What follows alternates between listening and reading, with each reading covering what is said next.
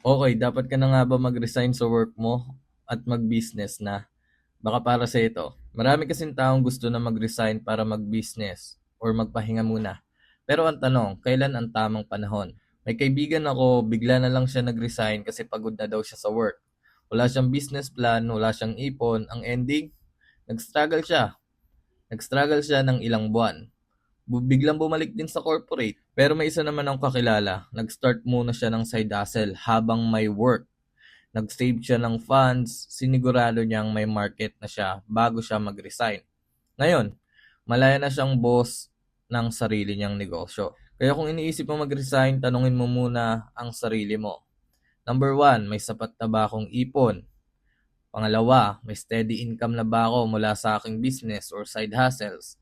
Pangatlo, alam ko ba ang risk at kaya ko bang tiisin to? Huwag ka lang magpadala sa hype na nakikita mo mga nagre-resign. Ang bawat diskarte o desisyon, pinag-iisipan yan. So kung balak mo na mag-resign, let me know your thoughts and follow for more. Peace.